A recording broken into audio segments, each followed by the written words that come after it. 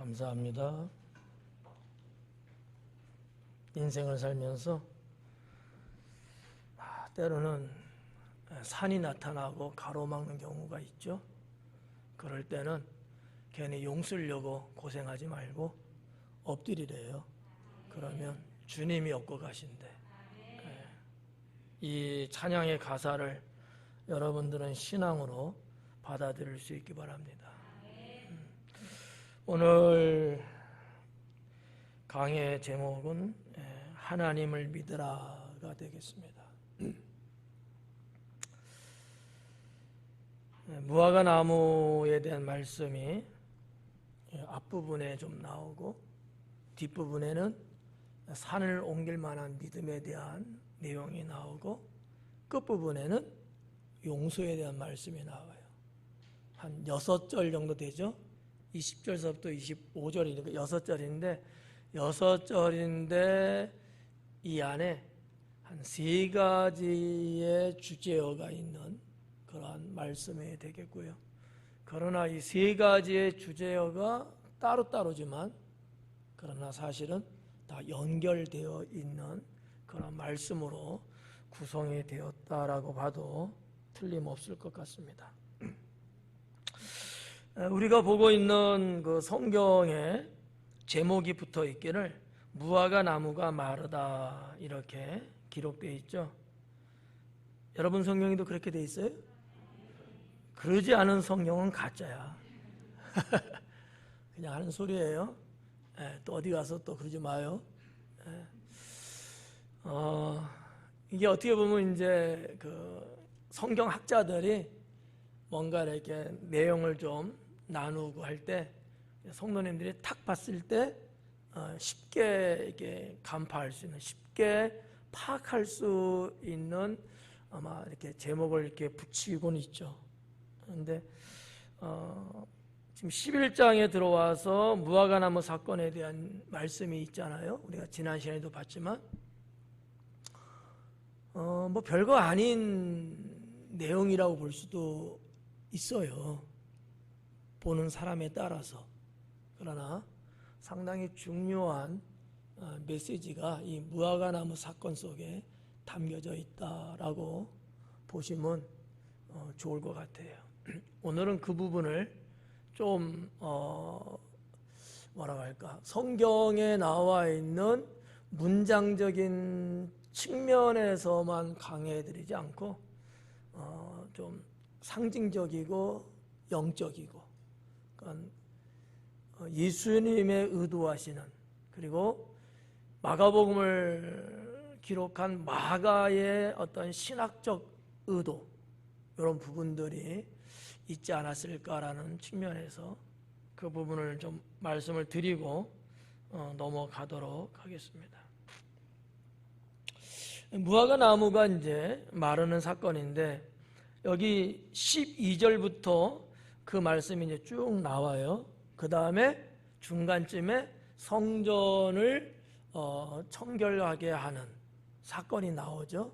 그리고 다시 이제 20절에 들어와서 무화과 나무에 대한 이야기인데, 뭐 여러분이 잘 알다시피 예수님이 전날 무화과 나무를 저주하시고 24시간 하루가 지난 다음에 또 똑같은 그 길을 걸어가면서 무화과 나무가 말라 있는 것을 이제 보게 된 거잖아요. 그래서 요 타이틀을 가지고 먼저 말씀을 드릴게요. 오전 예배 때는 20절을 말씀드리고 그 타이틀의 의미를 전해드렸는데 조금 좀 그랬어요. 그래서 이제 저녁 예배는 조금 바꿔서 먼저 말씀을 드리고 계속 이어서 나가는 것이 좀 더 낫지 않을까 하는 생각이, 한번 시도해보는 거예요. 내용은 똑같은데 먼저 알려주고 할 건지 하다가 중간에서 할 건지 이 차이니까 여러분 불평하거나 원망하지 마시고 여러분에게 좀 당부하고 싶은 거는 이런 거예요. 강의 설교도 그렇지만 강의 설교를 여러분들이 이제 들을 때 첫째는 믿으려고 해라 라는 거예요. 왜냐하면 하나님 말씀이니까. 풀어나가는 방법이 강해일 뿐이지 그 말씀은 하나님 말씀이거든요. 그러니까 여러분이 그냥 멍하게 그냥 자리만 앉아있으면 아무 의미 없거든요. 말씀 순간순간 그 말씀들을 여러분들이 신앙으로 받아들이면서 믿으셔야 돼요. 두 번째 당부하고 싶은 것은 말씀을 좀 알려고 해라. 여러분 이 성경 강해 속에 있는 말씀들 아셔요? 모르잖아. 제가 너무 무시했나? 다 아시면 할 필요는 없죠.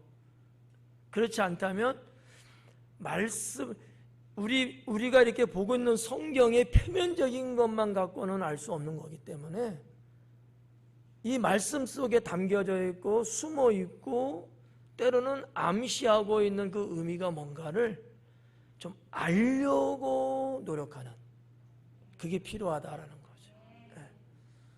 거죠. 목사가 이런 말씀을 높아심에 드려서 미안한데 그냥 앉아있는 사람도 좀 있어요.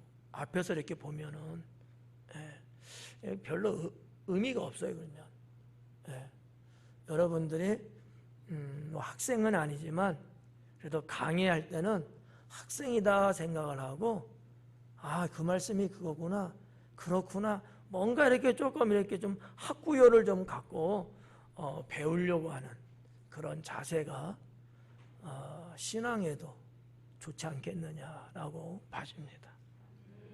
목사의 당부가 듣기 싫으면 어쩔 수 없고 틀린 말씀은 아니구나 라고 여겨지면 두 가지를 좀 여러분 오늘뿐만 아니라 평소에도 좀 그렇게 하면 좋겠다. 왜냐하면 그래야 앞에서 강의하는 목사도 사람인지라 여러분의 표정을 보고 힘을 낼 건지 김 빠질 건지 달라지거든요. 달라진다고. 그러니까 어떤 면에서는 아멘도 좋은데 마스크를 써갖고 소리를 잘 안 내니까 고개를 끄덕거려 주는 게 훨씬 더 나을는지도 몰라요. 주무시면서 졸려서 하는 건 말고 그런 건 말고 이런 거 말고 정말 그렇구나 알았다라는 표시로 그렇구나라는 표시로 끄떡끄떡 해주면 목사가 그래도 눈치가 조금 있잖아요. 그래서 우리 성도님들이 지금 이 말씀을 이해를 좀 하고 있구나. 그러면 제가 이제 다음으로 넘어가는데 쉬워요. 이게 안 되면 저 혼자 뺑뺑이야. 왜냐하면 가르쳐주고 싶어야 하니까 알아야만이 되는 거니까. 그래서 이제 한 번 하고 또 두 번 하고 눈치 보니까 그것도 아니야. 다시 한 번 세 번째까지도 이렇게 설명을 다른 각도에서 하다 보니까 막 강해가 막 1시간씩 하게 돼요. 한 40분이면 되거든요. 20분은 설명을 더 해주려고 하다 보니까 이제 그러한 일이 되는 것 같아요. 제가 설교 강의하는 것을 모니터링을 쭉 해보면서 데이터를 내봤거든요. 그럴 때만 거의 한 1, 20분 정도는 안 하고 넘어가도 될 것을 이렇게 더 함으로 인해서 발생되는 시간의 소요인 것 같더라고요. 그래서 하여튼 무슨 말인지 모르겠다. 자, 이 무화과 나무가 마르다. 이 무화과 나무가 실제적으로 마른 사건입니다. 이게 그냥 단순하게 비유를 들고 없는 건데 있는 것처럼 가상의 어떠한 것을 설정 이런 거 아니에요. 실제적으로 베다니에서 예루살렘으로 가는 그 길 중에 무화과 나무가 진짜 있는 사건을 말하고 있는 거예요. 아셨죠? 워낙 또 비유를 좋아해갖고 이것도 비유구나 이렇게 생각하시면 안 돼. 진짜 있었던 거예요. 자, 그러면 이 무화과 나무를 예수님이 어떻게 해서 말랐다는 거예요? 저주했다고 5분 전에 이야기했어. 예수님이 무화과나무 열매 맺지 못하니까 저주한 거 아니에요. 그죠? 예, 그러니까 마른 겁니다. 이 무화과 나무는 거듭 말씀드리지만 이스라엘의 대표적인 3대 나무 중에 하나다라고 말씀드렸죠. 무화과 나무는 나왔고 그 다음에 또 하나 감람나무, 또 하나 포도나무. 올리브와 감람은 똑같은 거야. 영어하고 한글하고 차이야. 이 세 나무가 이스라엘을 대표하는 3대 나무예요. 근데 예수님도 그렇고 구약 시대 때도 그랬고 이런 나무들을 들어서 예언도 하셨고 비유도 하셨고 어떠한 상징도 의미를 부여하셨거든요. 근데 오늘 여기 지금 마가복음 11장에서 이 무화과 나무 사건은 조금 다른 각도에서 우리가 볼 필요가 있지 않을까라고 저는 생각을 해요. 자, 이스라엘 대표하는 겁니다. 근데 이 대표성이 있는 이 나무가 저주에서 죽었어요. 무슨 얘기냐면 이스라엘은 죽었다라고 하는 거거든요. 예수님이 베다니에서 주무시고 그 이른 아침에 예루살렘으로 가시면서 열매 맺지 못한 무화과 나무 괜히 붙잡고 시비 건 걸까? 라는 의문점이라는 거죠. 예수님이 그 아침에 예루살렘을 향해서 가는 그 바쁜 발걸음 속에 무화과 나무를 가지고서 쓸데없이 장난하고 시비 걸려고 그러셨을까? 뭐 그렇다고 볼 수도 있겠지만 저는 그렇게 안 본다는 거죠. 여기엔 분명한 메시지가 담겨져 있다라고 저는 보는 거죠. 무화과 나무는 이스라엘을 말하는 거예요. 근데 이 이스라엘을 예수님이 지금 심판하신 거거든요. 무엇 때문에? 그들에게서 하나님을 향한 신앙이 없기 때문에. 예. 그래서 이 무화과 나무는 이스라엘을 말한다고도 볼 수 있고 또 하나는 두 번째예요. 예루살렘 성전을 말하는 것이다라고도 볼 수 있다는 거죠. 이 두 가지를 저는 여러분에게 지금 소개해드리는 거야. 이스라엘이라고 보는 경우도 되고 예루살렘 성전이라고 볼 수도 있는 거예요.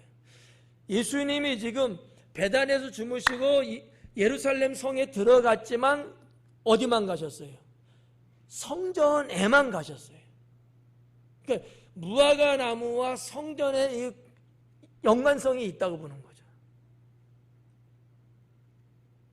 그러면 무화과 나무가 죽었다? 예루살렘 성전은 죽었을까 살았을까요? 죽었다고 하는 거죠. 예수님 볼 때는. 그 부분이 우리가 지난번에 봤던 예루살렘 성전이 장사꾼에 의해서 더럽혀져 있고, 그죠? 그 성전 안에서는 전혀 하나님을 향한 신앙적이고 영적인 부분은 찾아볼 수가 없었던 거죠. 그건 뭐예요?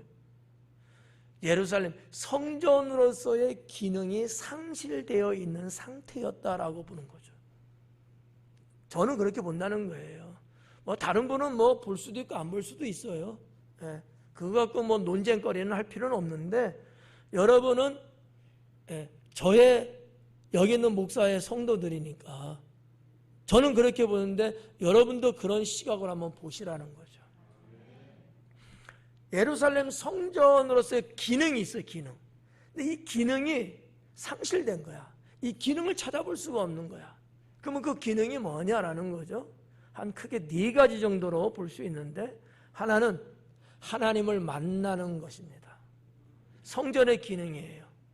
이거는 하나님께서 구약 시대 때부터 성막을 모세를 통하여 말씀 주실 때부터 뭐 때문에 성막을 지으라고 했겠어요?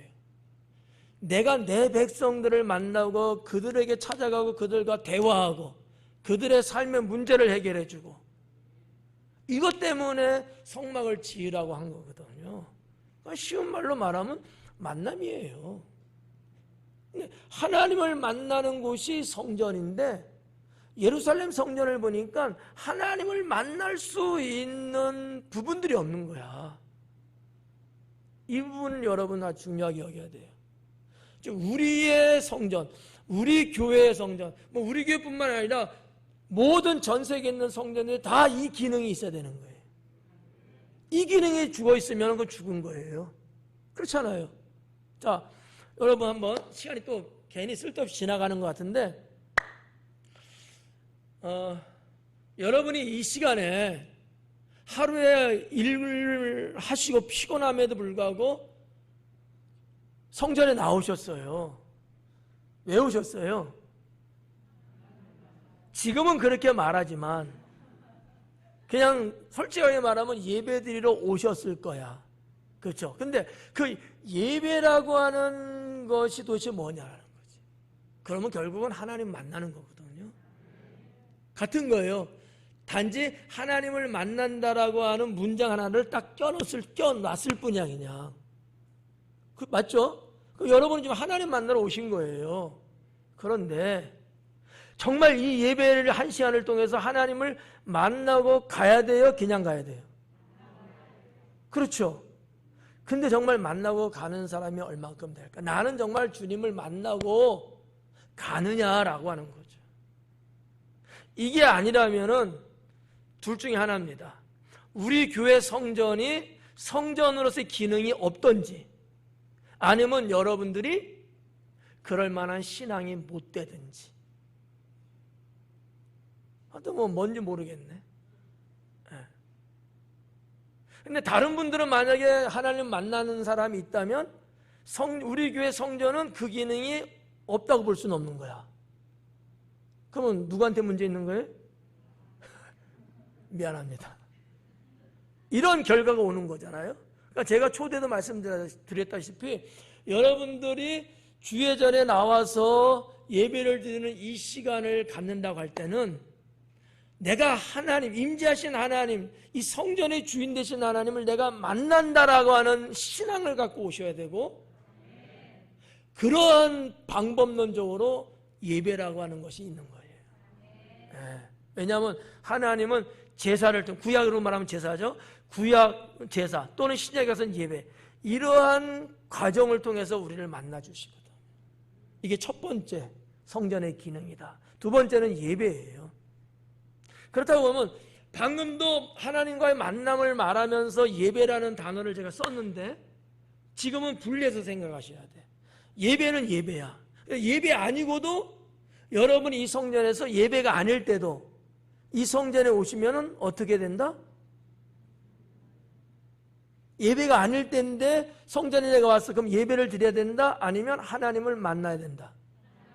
그렇죠? 분리된 내용이에요. 네. 하나님을 만나는 것이 하나, 예배 드릴 수 있는 것이 하나, 기능이 그렇다는 거야.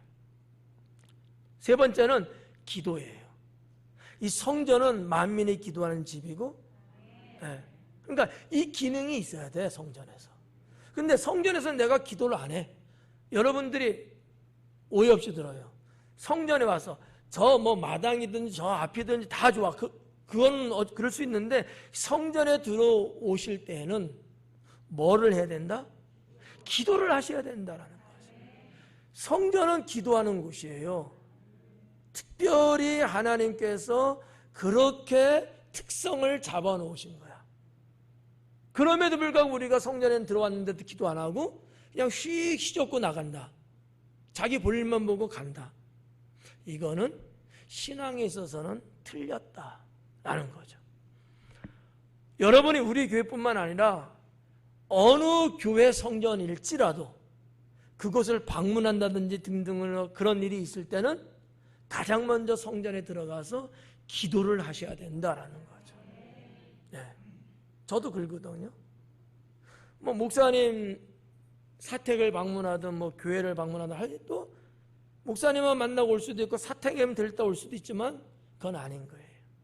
먼저 내 아버지 집에 먼저 가서 기도하고 그 다음에 나의 볼일을 보는 이런 것들이 사실은 우리의 경건 생활에 있어서 매우 중요하지 않겠느냐라는 거죠. 네. 이해 가시죠? 그리고 이제 요 세 가지가 아주 중요한데 빼놓을 수 없는 것 하나가 있다면 교육이에요. 성전의 기능 중에 하나가 교육. 신약 시대에 와갖고는 회당이라는 것들이 널리 퍼져갖고 거기서 랍비들이 백성들에게 교육을 시켰어요. 그러면 신약만이냐? 아니죠. 구약 시대 때도 이렇게 랍비들이, 선지자들이, 제사장들이 백성들에게 가르쳤다는 거죠. 특히나 서기관 여러분 잘 아시죠? 이제는 서기관들이 성전에서 백성들 앞에 율법을 낭독하고 성도들은 그것을 배우고 또 따라하고 고백하고 뭐 이러한 좀 교육이라고 표현할까요? 교육이 있었다는 거죠. 크게 한 4가지 정도를 볼 수 있다는 거죠. 4가지. 이게 성전의 기능이다. 근데 예수님 당시 예루살렘 성전은 이 기능들이 다 죽었다는 거죠. 그게 우리 예수님은 매우 속상하고 마음 아팠을 것이다. 이렇게 보는 거죠.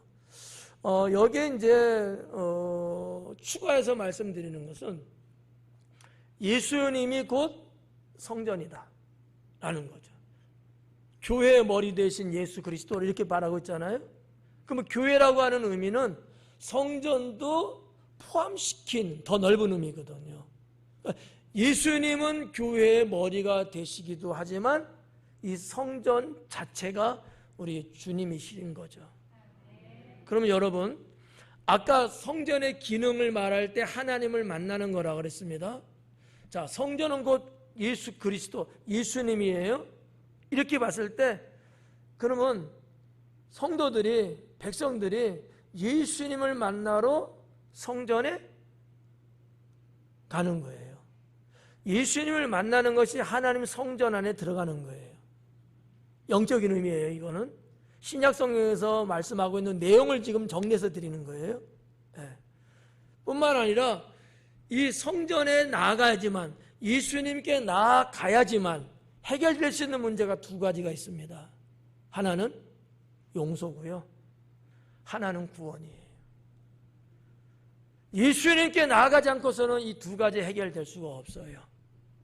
이것이 없이는 하나님을 볼 수 없고 천국에 들어갈 수 없겠죠. 그렇잖아요? 우리가 하나님을 믿고 우리가 예수님을 믿고 구원받는다고 하잖아요.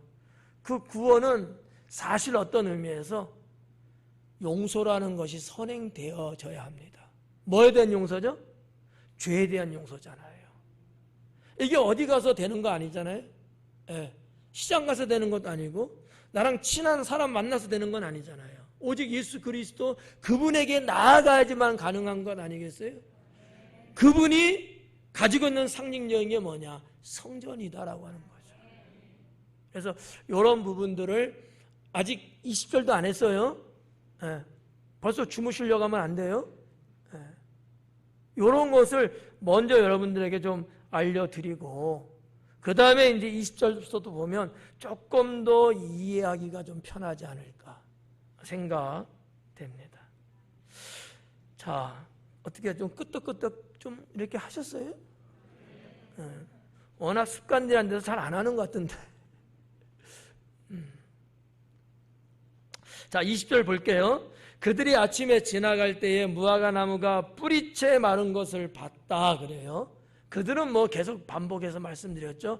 예수님 그리고 12제자 그리고 따르는 무리들 다 통칭적인 표현이에요.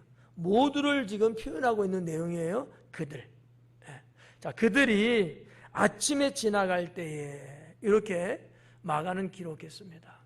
사실상 뭐 마가가 그들이라고 표현했지만 거기에 중심은 예수님인 거죠. 그러니까 예수님께서 아침에 지나가실 때 이렇게 봐도 뭐 큰 문제는 없는데 누가 예수님만 가신 거야? 라고 물을까 봐 그냥 그들이 이렇게 전체를 이제 보시면 돼요.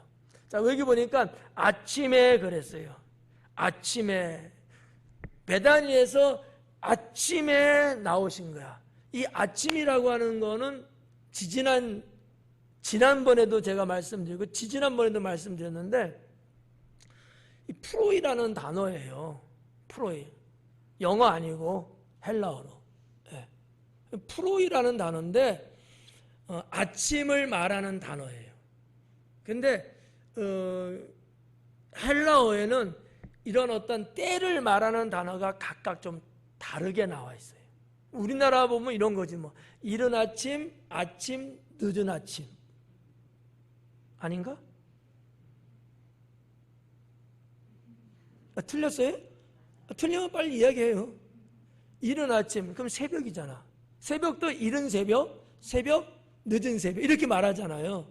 그러니까 프로이라는 단어가 그런 것 중에 하나라는 거야. 그러면 이 단어를 쓸 때는 어떠한 시간대를 말하는 거냐 아시는 분 계세요? 저번에 말씀드렸는데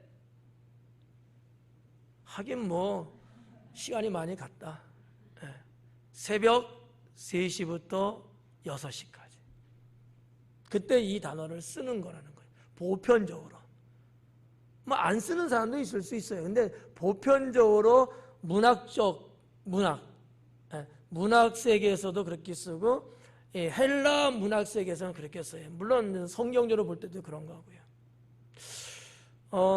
그러면 이런 시간대인데 우리가 예수님이 정말로 그 지나갔던 시간은 언제쯤 될까? 라는 거예요. 자, 이스라엘의 아침 동틀 시간이 몇 시쯤 된다 그랬죠? 해질 때는 몇 시고요? 다 6시 어간 정도 됐다고 그래요. 아침에도 1년 365일 12달이지만 우리나라는 좀 달라요. 그죠? 시간대가. 다른 나라 많잖아. 뭐 가봤어야 또 알지. 근데 이스라엘은 거의 비슷해요. 그래서 한 6시, 조금 일찍 뜨는 때는 뭐 한 5시 뭐 4, 50분. 늦게 뜰 때는 6시 한 1, 20분. 거의 6시 왔다 갔다. 그러면 이렇게 놓고 봤을 때 예수님이 동틀 무렵에 일어나셔서 그 아침 이른 시간에 가신 거야. 그러면 뭐 줄 잡아서 한 6시라고 볼 수도 있겠죠.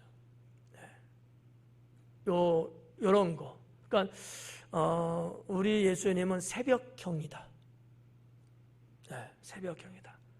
동트면은 바로 하루의 사역을 하시는 그러한 부지런한 예수님이었습니다. 그 시간에 이제 지나갔는데 무화과 나무가 뿌리채 마른 것을 봤다라는 거죠. 이 무화과 나무는 무슨 무화과 나무라고 그랬어요? 그쪽으로 생각하시는구나. 돌무화과나무. 돌무화과나무가 있고 참무화과나무가 있어요. 참이라는 단어는 안 쓰지만 그냥 무화과나무와 돌무화과나무예요. 근데 여기서 말하는 이 무화과나무는 돌무화과나무야. 왜냐하면 헬라어 성경 원문에 보니까 4번이지 물론 그 성경 헬라어 성경에 보니까 슈켄이라는 단어를 썼더라고요. 이 슈켄이라는 단어 문법적인 거 그냥 뺄게 다 말해봤자니까 슈콘이라는 단어인데 문법의 변화 때문에 슈켄이라는 단어로 기록이 됐어요. 이거는 돌무화과 나무를 말할 때 쓰는 단어야. 그러니까 그냥 무화과 나무는 또 달라. 이런 차이점이 이제 있죠. 우리나라 성경은 다 무화과 나무지만 이 나무가 뿌리채 말랐다는 거지. 그러면 이 무화과 나무는 언제 제일 먼저 등장했어요? 질문의 의도를 이해하고는 있어요? 이 무화과 나무가 언제 지금 이야기가 됐는데 지금 말라 비틀어진 거야? 전날 아침에 아까 제가 24시간 이야기했잖아. 전날 똑같은 이 시간대 지나가시면서 열매를 찾아서 갔지만 열매가 없어서 예수님이 저주하셨잖아. 그렇죠? 그거예요. 그 무화과나무. 근데 이것이 뿌리채 말랐다는 거죠. 마태복음에서는 그냥 말랐다 그래요. 근데 마가복음은 뿌리채 말랐대요. 좀 더 상세하게 기록하고 있는 마가의 스타일입니다. 마가는 좀 상세하다고 제가 말씀드렸잖아. 상세하다. 그러니까 뿌리채 말라서 여러분 무화과나무 우리 주변에서도 보시죠? 무화과나무. 예. 뿌리가 보여요? 근데 여기 뿌리채라 그랬어. 예. 저도 뭐 이스라엘에서 무화과나무 봤습니다만 뿌리가 이렇게 겉으로 드러나서 보이고 그러지는 않아요. 근데 마가는 이 부분을 더 강조하기 위해서 아마 뿌리채라고 했을까? 그러면 가짜로 말할까? 진짜인데 그랬을까? 난 진짜라고 믿어요. 진짜로. 왜냐면 성경에는 그렇게 기록되어 있어. 근데 여기 번역 안 된 단어가 하나 있는데 뭐냐? 바짝이라는 단어가 번역이 안 돼 있어요. 뿌리채에 말랐는데 그 뿌리가 바짝 말랐다는 거지. 바짝. 네. 여러분, 나무가 하나의 식물이 자 말라서 죽습니다. 얼마나 걸릴까요? 그러기까지는. 뭐 잎사구 같은 거는 뭐 너무나 강렬한 태양빛 때문에 뭐 한두 시간에도 그냥 이렇게 말라갈 수는 있어요. 그러나 땅 속에 있는 뿌리가 24시간 안에 이렇게 말라 죽을 수 있을까요? 그건 불가능해요. 네. 여러분들은 식물학을 공부하셨나요? 저도 공부는 하지 않았지만 식물에 대해서 공부한 적은 있어. 네. 근데 그렇게 죽을 수가 없어요. 그러면 이 무화과나무는 어떻게 해서 죽은 거냐? 주님 말씀에 권능으로 죽은 거예요. 그것도 뿌리채 바짝 말라 죽은 거죠. 뭐를 의미하는 거라고요? 예루살렘 성전의 파괴, 심판을 말씀하고 있다라고 하는 거죠. 사실상 예수님께서 이 부분을 언급한 적이 있잖아요. 돌 위에 돌 하나도 남기지 아니한다는. 그리고 약 40년 후에 주 70년에 예루살렘 성전은 완전히 파괴됩니다. 네. 예언하신 거죠. 이 무화과 나무에 바짝 마른 이 사건, 단순하게 예수님이 심심풀이로 말을 내뱉은 건 아니다라는 거지. 무화과 나무가 열매 맺지 못한 것, 이스라엘 백성들이 열매 없이 사는 것, 성전이 열매를 맺지 못할 만큼 타락해 있는 것, 다 상관관계가 있는 것들이다라고 저는 보고 있는 거죠. 오늘날 우리도 마찬가지예요. 주님을 믿는다고 하면서 열매 없는 신앙. 주님이 나에게 뭔가를 물으실 때 내가 주님 앞에 내드릴 수 없는 상태. 그러면 우리도 어떤 의미에서 무화과 나무처럼 심판받을 수밖에 없지 않겠느냐라는 거죠. 단순하게 그냥 성경 진행하기 위해서만 우리가 볼 게 아니고 하나의 말씀을 보더라도 이 말씀 속에서 우리에게 주시는 메시지가 무엇이고 나는 그 말씀을 어떻게 받아들여서 내 신앙에 어떻게 적용시켜야 될 것인가. 만약에 이렇게 된다면 이거보다 값진 것은 없죠. 최고죠. 그런 여러분이 되기를 원하는 거예요. 그래서 말씀은 오직 하나님 말씀이니까 무조건 믿어라.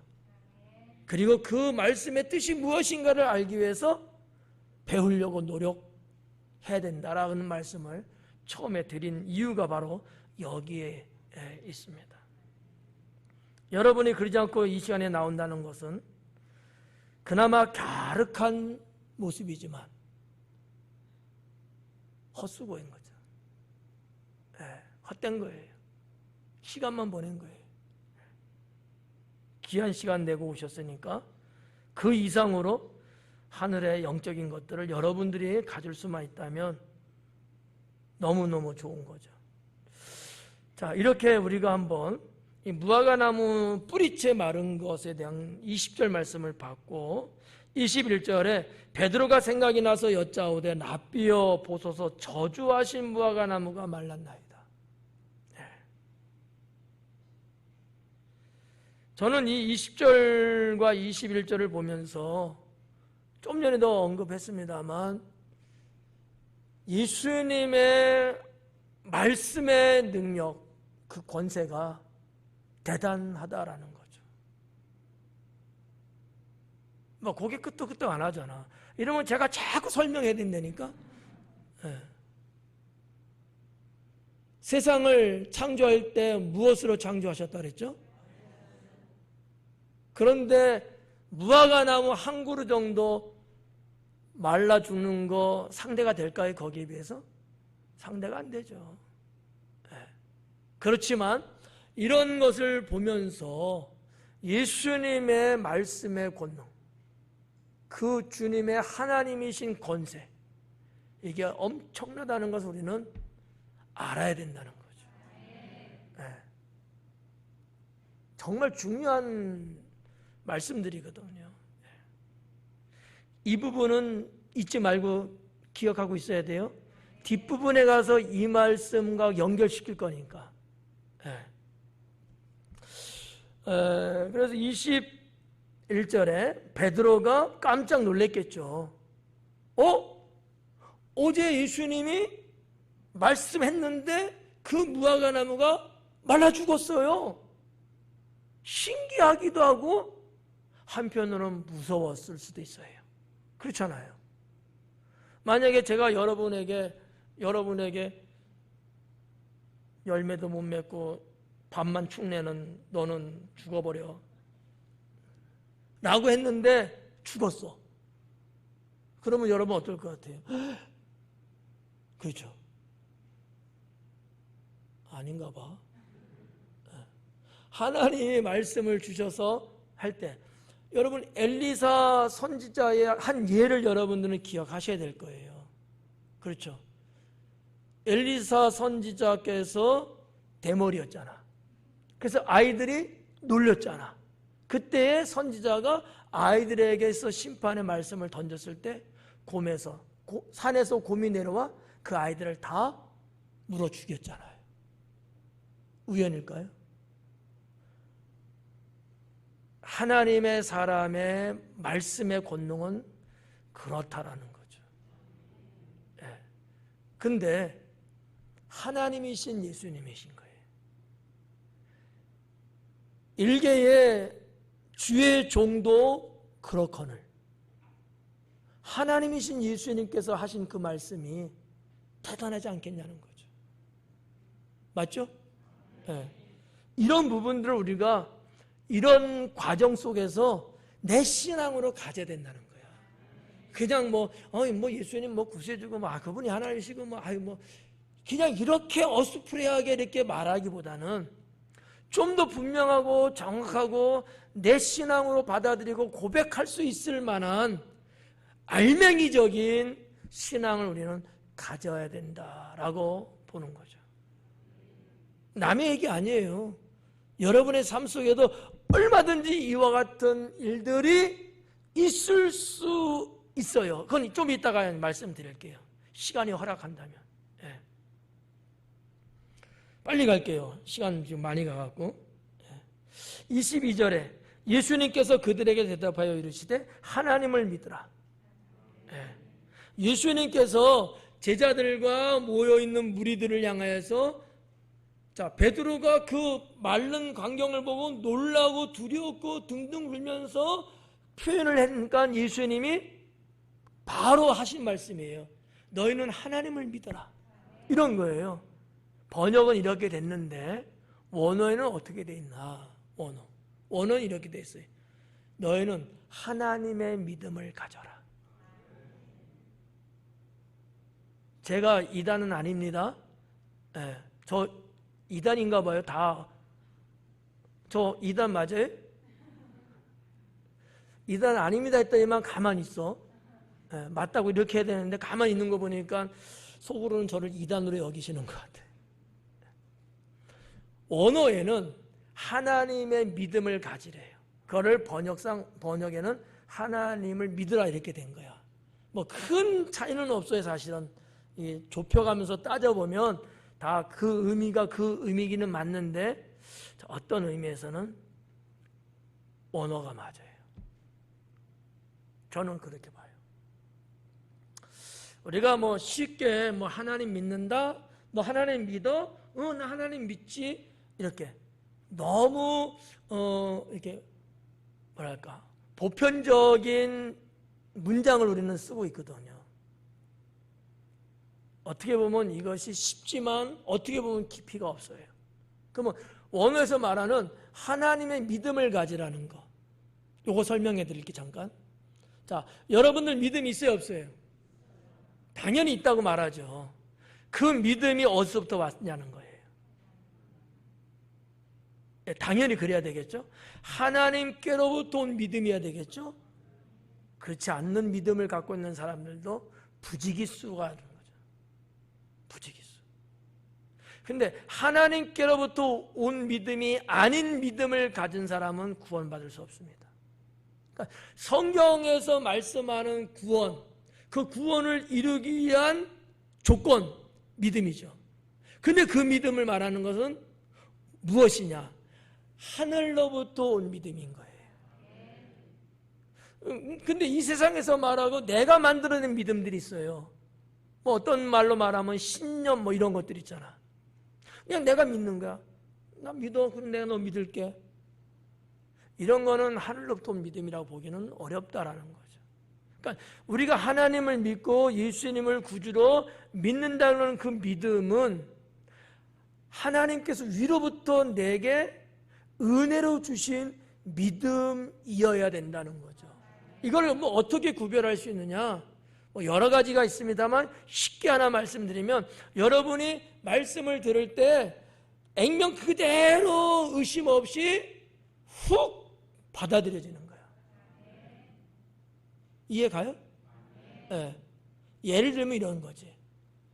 믿어야 되는데, 믿어야 되는데, 왜 이렇게 안 믿어지? 나 믿을게. 이런 게 아니고, 성령의 강력한 권능으로 우리 영혼에 믿음을 확 불어넣어 주시는 믿음. 그 믿음이 구원을 얻게 하는 믿음이다라는 거죠. 그 믿음이 뭐예요? 여기 이 성경에서는 하나님의 믿음인 거예요. 그 믿음을 가지라는 거야. 그러면 예수님께서 이 말씀할 때는 모르겠어. 한번 여쭤봐야 될 텐데, 제가 하나님의 믿음이 아닌 믿음을 갖고 있는 것도 주님은 알고 있지 않았겠느냐는 거지. 사람들 속에서, 많은 사람들 중에서, 심지어는 예수님이 제자로 택했던 12명 중에서도 하나님의 그 믿음이 아닌, 단지 내가 불렀으니까 그냥 나의 제자로서 자기들의 향후의 출세적인 문제 때문에 따르는 정도의 인위적인, 인간적인, 세상적인 믿음, 이런 부분도 분명히 예수님은 느꼈을 것 같다고 저는 보는 거죠. 그래서 하신 말씀을 좀 구별해서 말씀하지 않았을까. 모든 성경에서 다 하나님의 믿음이라고 그러지는 않았어요. 정말 하나님 믿다 이런 말씀도 있지만 이 대목에서는 그랬다는 거죠. 왜 그랬을까요?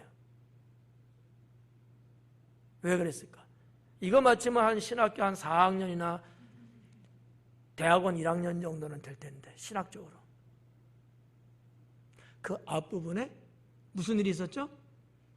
무화과나무가, 성성했던 무화과나무, 잎이 무성하고 싱싱한 무화과나무가 한순간에 죽어버린 거예요. 뭐로 인해서? 예수님의 말씀 한마디에 의해서. 믿음의 능력인 거죠. 이해가 잘 안 가요? 이해가 가요? 빨리 끝나기 원해서 아멘 한 건 아니고.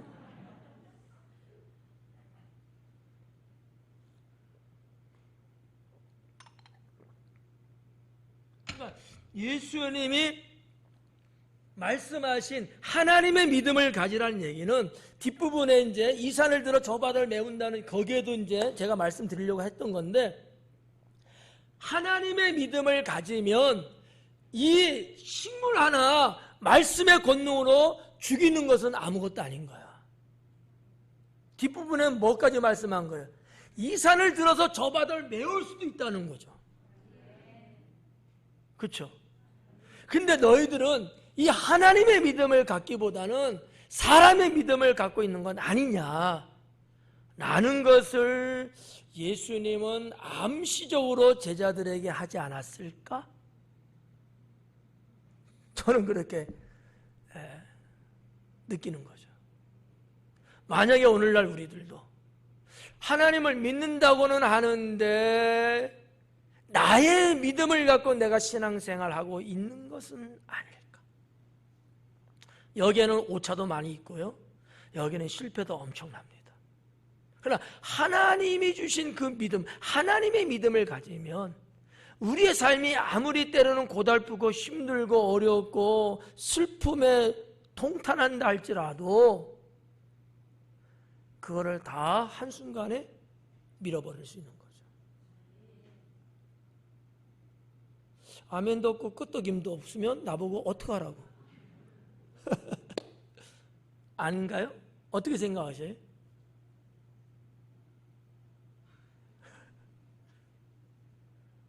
이번 주는 인터넷 유튜브에 올리지 말아야 되겠다. 그렇잖아요. 네. 예수님이 지금 말씀하고 싶은 내용이야. 그게 나를 따른다고 이들이 3년 동안 같이 동고동락했잖아요. 그럼에도 불구하고 예수님의 눈에는 이들이 가지고 있고 말하고 있는 그 믿음이 안 차는 거야. 하나님의 믿음이 아닌 그런 믿음. 겉으로 볼 때는 믿음은 믿음인데 그 내면 속으로 볼 때는 진정 하나님의 믿음이 아닌 믿음. 그러니 우리 주님 볼 때 얼마나 답답하셨을까. 그러니까 예수님 붙잡히는 그 사건, 그 현장에서 다 도망가잖아요. 맞죠? 오늘날 우리의 믿음도 만약에 이렇다면 과연 하나님께 보장을 받을 수 있겠느냐라는 이 현실적인 부분을 우리가 한번 생각해 보고 우리의 생활 속에 말씀으로 한번 대입해 보면 방금 말씀드렸다시피 살면서 힘들 때 있고 뭔가 일이 잘 안 풀릴 때 있고 문제거리가 발생할 때 있고 나만의 고심거리도 있고 헤쳐나갈 수 없는 태산 같은 것들이 내 앞에 가로막는 경우도 있잖아요. 그렇지만 하나님의 믿음을 내가 갖고 있다면 그 믿음을 갖고 선포하고 말씀의 권능으로 외칠 때는 그런 것들이 다 사라질 수 있다고 하는 거죠. 그것이 뒷부분에 나오는 이 산을 들어 바다를 메운다는 말씀인 거예요. 따로따로의 사건이지만 그러나 같이 일목요연하게 연결되어 있는 메시지다라고 하는 것이죠. 저는 여러분들이 이런 믿음을 갖기를 소망합니다. 그냥 아무것도 없고 힘도 없고 매가리도 없는 무능한 믿음이 아니고 정말 권능이 살아있고 권세가 나타나는 그런 믿음 말이에요. 왜? 하나님의 믿음이니까. 하나님 믿음이니까.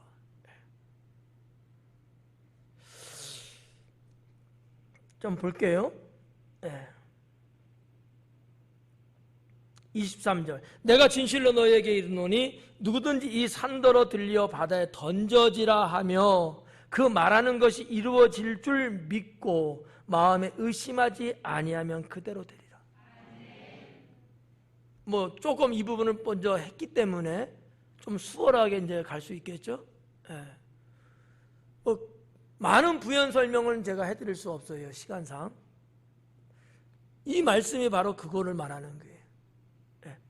무화과 나무가 죽은 것도 내가 뭐 칼로 베고 뭐 삽으로 파내고 그런 게 아니고 오직 말씀의 권능을 해서 죽었잖아. 맞죠? 그 하나님의 믿음을 가지면 너희도 그럴 수 있다는 거야. 놀라지 말라는 거야. 이상하게 여기지 말라는 거야. 너희도 할 수 있다는 거야. 그게 23절에 나오고 있는 거예요. 이 산을 들어서 저 바다를 메우리라고 너희가 외치고 선포하고 그것을 놓고 기도하고 그거를 의심하지 않고 믿으면 그대로 된다 라는 거죠. 그럼에도 불구하고 왜 우리는 우리의 삶의 현장 속에서 별것도 아니고 조잘그레하고 조그만 것 갖고도 괜히 근심하고 걱정하고 쓰러지고 좌절하느냐 이거야. 정말 하나님의 믿음을 갖고 있는 자라면 왜 그렇게 사냐는 거지. 단호하게 담대하게 외치고 하나님이 하실 일들을 믿고 가면 되지. 그렇잖아요. 그래서 이 23절을 조금 분해해 드릴게요. 나눠서 이런 거예요. 이 산더러 들려 바다에 던져지라 하며 선포하라는 거야. 선포하라고. 여러분들도 실생활 속에서 이런저런 일들이 있죠. 그게 뭐 영적이든 육적이든 거기에 대해서 여러분이 단호하게 선포하라는 거예요. 네. 나를 괴롭히는 뭐야 떠나가라. 이런 선포 있잖아. 내 속에서 나를 긁어대는 거 떠나가라. 때로는 나를 교만하게 하는 거 떠나가라. 이렇게 선포하는 거야. 여러분 뭔가 쫙 아스팔트 길을 쫙 가듯이 가기를 원하는데 바리켓이 쫙 쳐갖고 못 가게 만드는 그런 경우 있잖아요. 생활 속에서. 그럴 때 두려워하지 말고 그것 때문에 오금조려가 걸지 말고 주님의 말씀의 권능을 갖고 선포하라는 거예요. 뭐 우리 교회 여러분 아주 18번지와 같은 거 있잖아요. 뭐 비가 온다 할지라도 우리는 걱정 안 하잖아요. 선포하고 기도하고 믿고 그 다음에 행사할 준비 딱 하고 있잖아. 근데 안 오잖아. 기상청보다도 더 자연을 지배하시고 다스리시는 하나님. 한 예일 뿐이잖아 이것도요. 그죠? 그런 식으로 여러분들이 하나님의 믿음을 갖고 있는 여러분들이 이렇게 선포하라는 거야. 이렇게. 그리고 이루어질 줄을 믿으라는 거지. 선포했으니까 선포하고 될까 정말 이러지 말고 선포했으면 마음에 믿으라는 거지. 그리고 하나도 의심하지 마라. 여기서 말하는 마음에 의심하지 아니하면이라고 했는데 이 의심이라는 단어가 무슨 얘기냐면 이런 거예요. 원어대로입니다. 조금 이해하기 어려울 수도 있어. 이런 거예요. 근데 사리 분별을 해야 되잖아. 이게 맞나 저게 맞나 그런 경우 있죠. 그래서 똑 부러질 게 이거다 딱 해야 되잖아요. 근데 그러지를 못하고 계속 엇비끼는 거야.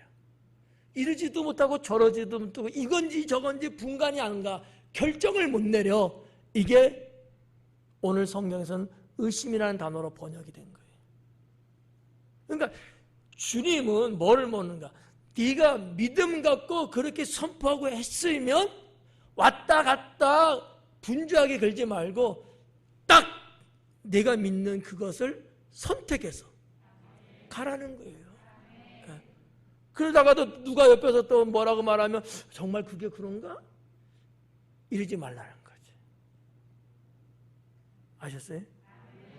근데 그럴 때 있어요 없어요? 근데 내가 분명히 믿긴 믿었는데 또 누가 뭐라고 말하고 또 이렇게 보니까 또 되는 거 보니까 이것도 아닌 것 같아. 그래갖고 좀 왔다리 갔다리 이렇게 마음이 딩숭생숭하고 이럴 때가 우리가 살다 보면 있거든요. 그러지 말라는 거지. 그러지 아니하면 그대로 되리라. 그대로 되리라. 자, 24절 보니까 그러므로 내가 너에게 말하노니 무엇이든지 기도하고 구하는 것은 여기서 말하는 기도하고라는 단어는 어떤 의미냐면은 하나님께 신이나 일반 문학적으로 볼 때는 그냥 신이에요. 성경적으로 볼 때는 하나님이죠. 하나님을 향하여 하는 기도를 말할 때 쓴 용어를 썼어요. 그러니까 너희가 하나님께 기도하는 마음으로 구하는 것이라면 아멘? 여러분 그런 거 있지 않아요? 하나님께 기도하면서 구하지 않아요? 여기는 목사한테 구하는 건 아니잖아. 전능하신 하나님 앞에 여러분이 기도하시잖아요. 기도할 때는 구하는 거예요. 하나님 이렇게 되기를 원합니다. 주님의 뜻이라면 이렇게 이루어지기를 원합니다. 그 기도하잖아. 그렇게 기도하고 구하는 것은 받은 줄로 믿어라. 요 뒷부분이 이제 장난이 아닌 거예요. 잘 들어야 돼요. 받은 줄로라고 했어요.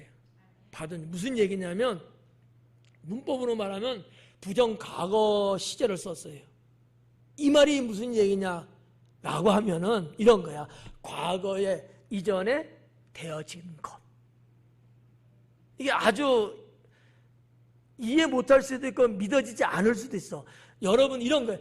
내가 하나님 앞에 기도하며 구했잖아요. 근데 그 내용이 이미 됐다는 거지. 이게 믿어져요? 바보들 아니야? 어떻게 그걸 믿어요? 어떻게 믿냐고요? 하나님이시니까. 하나님은 우리의 모든 걸 아시고 하나님은 이렇게 언약하신 말씀이 있잖아. 그렇게 하면 된다는 거. 공식이거든요. 수학 공식도 공식대로 하면 정답 나오잖아. 똑같아요. 내가 기도하고 구한 것이 있는데 이게 이루어지려면 미래에 이루어지는 거잖아. 근데 하나님 나라는 그게 아니라는 거지. 하나님의 세계는, 우리 인간의 세계는 과거, 미래, 현재가 있어요. 시간적으로. 맞죠? 하나님의 세계는 그게 없어요. 다 지금인 거야. 그거를 주님은 미리 아시고 주님은 그것을 끝내버린 거야. 내가 볼 때는 장차 일어날 일인데 하나님 보실 때는 그게 내가 이미 기도하고 구할 때 그걸 끝나버린 거야. 그걸 말하는 거예요. 이거를 믿으라는 거지. 이거를 못 믿으면 처음부터 ABC 다시 해야 돼요. 이거를 믿는다는 얘기는 하나님의 전능하심을 믿는다는 거거든. 네. 그래서 구하는 것을 받은 줄로 믿으라. 이 믿으라라는 단어는 현재 능동태로 돼 있어요. 지금 믿으라는 거야. 네. 왜? 지금 기도했잖아요. 자, 기도하고 구했는데 그건 받은 줄로 믿고 너는 지금 믿으라는 거야. 앞으로 내가 1년 후에 주시겠지 뭐 그때 와서 믿어보지. 이게 아니고 이미 하나님 선에서는 이미 끝났어. 내 선은 지금 현재 나도 믿어야 되는 거지. 이런 말씀을 주님은 하시고 계신다.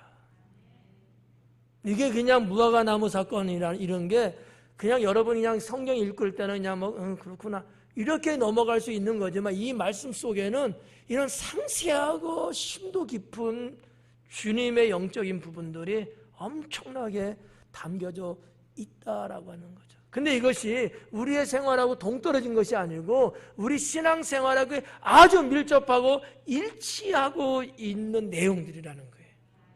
하나님께 구할 것이 없는 사람이 있겠어요? 아무도 없죠. 우리는 다 구하며 살잖아요. 근데 그것 때문에 고민하고 머리 싸매고 그럴 필요가 없는 거지. 왜? 하나님의 시간대에서는 이미 주시려고 끝난 거야. 나는 그래서 지금 믿는 거지. 히브리서 말씀 그거 아니에요? 믿음은 바라는 것들의 실상이야. 보지 못하는 것들의 증거다. 네, 지금은 아니지만은 당연히 그건 정해져서 되게끔 돼 있다는 얘기야. 이미 끝났어 계산은. 예. 택배가 올지 안 올지 모르지만 하나님의 선에선 이미 종결시켰다. 언제? 우리의 마음을 아시고 우리가 기도하는 믿음을 보시고 이미 하나님은 종결시켰어요. 나는 단지 믿으면 끝나는 거야. 대신 하나 조심할 것은 뭐 하지 말자? 의심하지 말자. 의심하지 말자. 예. 의심하면 택배가 오다가 빠꾸해버려. 의심하지 말고 그냥 액면 그대로 믿자. 예. 그 말씀을 여러분들이 24절까지 보시면 되겠고요. 25절은 마지막 세 번째 단계인데 서서 기도할 때에 아무에게나 혐의가 있거든 용서하라. 그리하여 하늘에 계신 너희 아버지께서도 너희 허물을 사하여 주시리라 하시니라. 자, 서서 기도할 때 이 유대인들, 이스라엘 백성들은요, 기도하는 방식이 둘이에요. 하나는 서서 기도하고 하나는 무릎 꿇고 기도합니다. 보편적으로 쉽게, 더군다나 길가에서 할 때는 서서 기도합니다. 네, 서서. 그걸 말하는 거예요. 큰 의미는 없는 건데, 유대인들이 늘상 하는 기도, 그것도 더군다나 보여주면서 하는 기도가 서서 하는 기도거든요. 예수님이 이런 부분들을 한번 책망한 적 있잖아요. 길 사거리에서 서서 기도하면서 이러는 거 있잖아. 책망 받았죠? 네, 건성이니까. 네, 그 위선이죠. 여기서 지금 말하는 게 그게 서서 기도할 때 아무에게나 혐의가 있거든 용서해라. 이 혐의가 있거든이라고 이렇게 이제 표현했는데 좀 다른 원어적으로 헬라어 성경에 놓고 보면은 무슨 얘기냐면 마음에 꺼리낌이 있는 경우, 너희가 기도하고 서서 있을 때, 이게 사실은 원어의 순서예요. 기도하고 서 있을 때, 우리 성경은 지금 서서 기도할 때 이렇게 나왔지만 기도하고 서 있을 때, 뭐 거기서 거기입니다. 이건 중요하지 않아요? 자, 그렇게 기도할 때에 네 마음에 꺼림칙한 것이 있다면, 뭔가 찌뿌둥한 것이 있고, 뭔가 좀 이런 말 써도 되나? 좀 캥키는 게 있고, 뭔가 이건 아닌데 뭐 이런 것들이 있죠. 그런 것들을 아니 이 말의 의미를 여러분 이해는 하시죠? 그거를 말하는 거예요. 그거를 혐의라고 번역을 했어요. 혐의. 상당히 법적 용어 같은 거죠. 혐의라는 것은. 그러니까 기도하고 났는데 누가 걸려. 마음에 걸리는 거야. 이럴 때 있어요, 없어요? 그럴 때는 그를 용서라는 거죠. 그러니까 용서에 대한 부분이에요. 그래서 우리가 기도하면서 이 주기도문에도 나와 있는 내용 아니겠어요? 또 이 말씀하고 연결되는 비유의 말씀은 1만 달란트 100데나리온 빚진 자에 대한 말씀이잖아요. 100데나리온은 별거 아니에요. 뭐 돈을 따지면 한 1,000만 원 정도? 1데나리온이 한 10만 원 잡으면 1,000만 원 되겠죠? 1만 달란트는요. 1달란트, 금 달란트 하면 약 한 3, 4억 대예요. 근데 10,000달란트예요. 이거는 갚을 수 없는 금액입니다. 우리는 그런 어마어마한 것을 용서받았어요. 그리고 우리가 용서해 줘야 될 대상자는 나한테 고작 얼마 안 되는 것밖에 안 돼. 그러면 우리는 어떻게 해줘야 돼요? 용서해야 돼, 안 해야 돼요? 당연히 용서해 줘야죠. 근데 순서가 뭐냐면 네가 먼저 네 마음에 걸리적거리고 찝찝하고 어쩌고저쩌고 이런 게 있으면 넘어가지 말고 용서해 주면 너의 하나님 아버지께서 너를 용서해 주신다라는 거죠. 순서를 바꿔보세요. 용서해 주시면 제가 용서해 줄게요. 이거 말고 뭐 하나님하고 뭐 할 일이 있어요? 내가 먼저 주님의 그 사랑 갖고 용서를 하면 어마어마한 나의 잘못을 주님이 용서해 주시는 거예요. 이렇게 25절까지 있어요. 그래도 거의 빨리 왔다. 자, 여러분들이 그렇게 좀 봐주시면 좋고요. 26절은 읽지는 않았어요. 왜? 없음이야. 근데 오전 예배는 이것도 설명해 드렸어요. 사실은 왜 없음이라고 기록했는지 시간이 없어서 여러분에겐 설명을 안 하고 한마디로 성경이 이게 66권이 될 때는 수없이 많은 사본들, 약 현재까지 한 4,500개 정도의 사본이 있다고 하는데 거기서도 서로 신앙이나 영적인 부분들이 맞는 그런 사본들을 가지고 66권을 이렇게 집약시켰거든요. 근데 어떤 데는 다 맞는데 요 26절 내용이 없는 게 있고 있는 거 있어요. 그래서 다 동일하진 않았기 때문에 뺐어요. 아마 마태복음은 아마 다른 복음에 있어. 근데 있는데 여 뒤에 지금 이 말씀 뒤에 있는 게 아니고 다른 쪽에 있어요. 이런 좀 차이점이 있어서 아마 학자들이 그냥 없음하고 이렇게 처리를 한 것이라고 뭐 우리 신학교에서는 그렇게 이제 봅니다. 그 중요한 건 아니에요. 궁금하지도 이제 않죠? 궁금할 필요도 없어. 없으면 없는구나, 있으면 있는구나 이렇게 보시고 오늘 25절까지 봤습니다. 자, 아무튼 저는 여러분의 목사로서 하나님의 말씀은 나의 삶과 동떨어져 있는 것은 아니다. 예, 내 삶과 아주 밀접하고 하나를 이루고 있는 그런 거기 때문에 처음 말씀드린 것처럼 하나님의 말씀은 믿어라. 그리고 모르니까 배우려고 노력해야 된다. 이런 사람들이요 더 하나님 말씀을 빨아들여요. 예.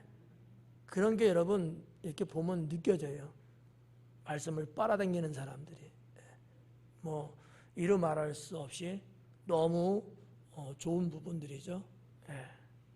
기도하겠습니다.